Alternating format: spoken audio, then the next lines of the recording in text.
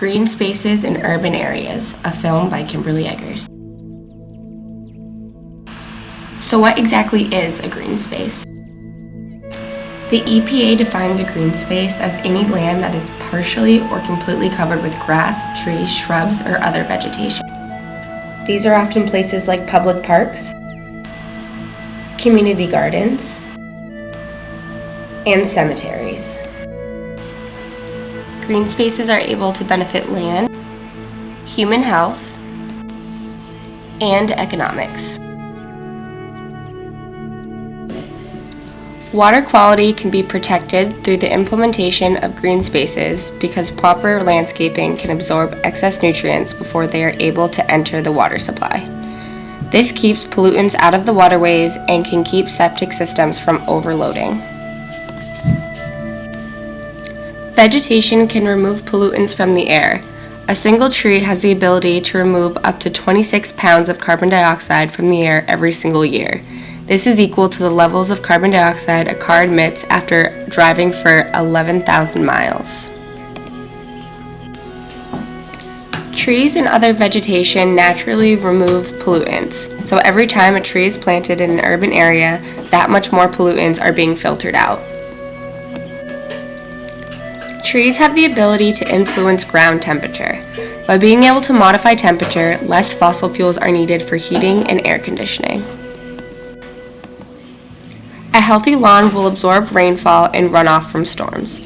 This absorption of excess water will reduce runoff into waterways.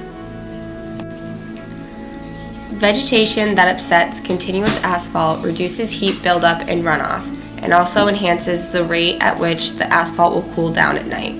Grass on average is 30 degrees cooler than pavement and about 14 degrees cooler than just bare soil. Dense vegetation will hold soil in place. This will keep sediments from eroding and washing into streams, storm drains, and roads. Reducing erosion will also reduce damages caused by flooding. Physical activity can enhance the way your brain functions, your learning, and your memory. Physical outdoor activities have also been shown to improve symptoms in Alzheimer's patients, dementia, stress, and depression. Being in nature allows children to become connected with their environment. Experiencing nature is important for children's imagination, expressing their creativity, enhancing the development of their minds in an interdisciplinary fashion, and creating relationships with their peers and their surroundings. Experiencing nature can help restore the mind. Ecotherapy or green therapy allows people to explore their relationship with nature.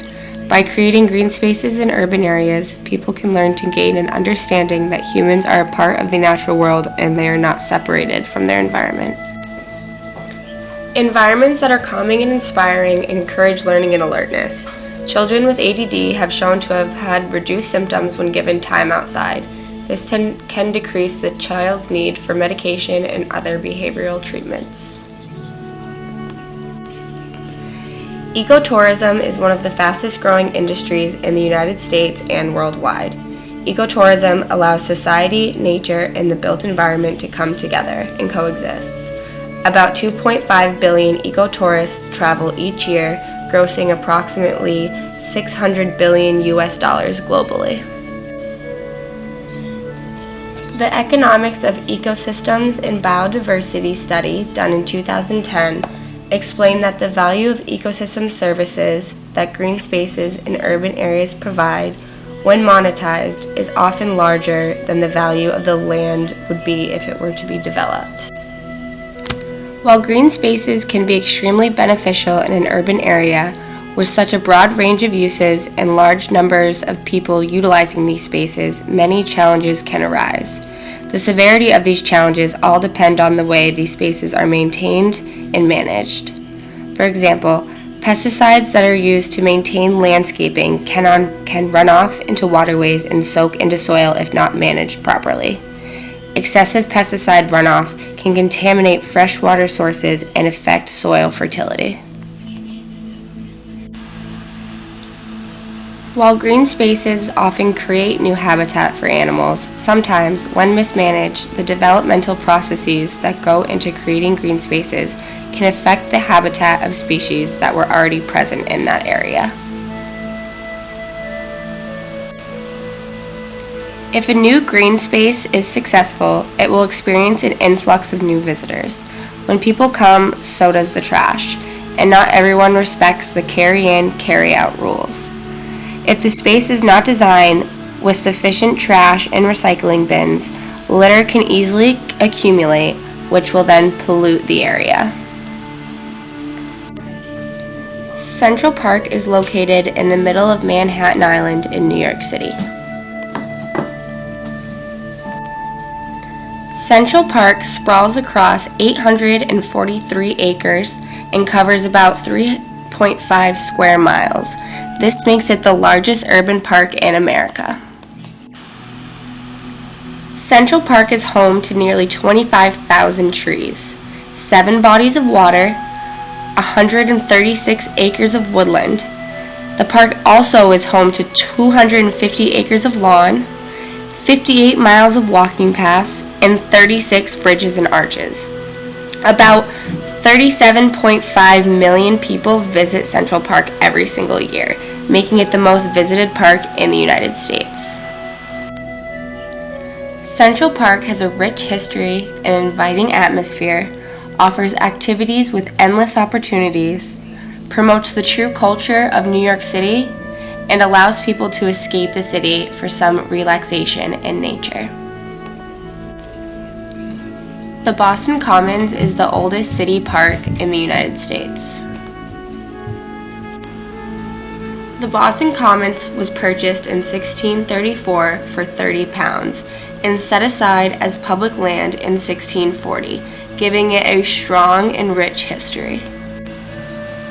A grassy area forms the western part of this 50-acre park and is most commonly used for the park's largest events. While it was first used as a cow pasture, today the Boston Commons is a place for recreation.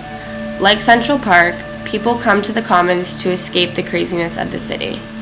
This area is known as Boston's centerpiece, where people come to walk around, relax, and enjoy their surroundings, get some exercise, or even partake in a peaceful protest. And finally, the Mary Lyon Lawn, right here at PSU. Green spaces can influence students' overall perception of their campus environment. This can help with the stresses that come along with being a student. It gives all students a space to utilize while interacting with each other. Green spaces like the Mary Lyon Lawn help support sustainability commitments and enhance ecosystem services. These benefits extend to the Plymouth community as well by creating an area that is accessible for walking, biking, and enjoying outdoor activities. Overall, green spaces are extremely versatile and low maintenance, and they serve as a way for society, nature, and the built environment to coexist together.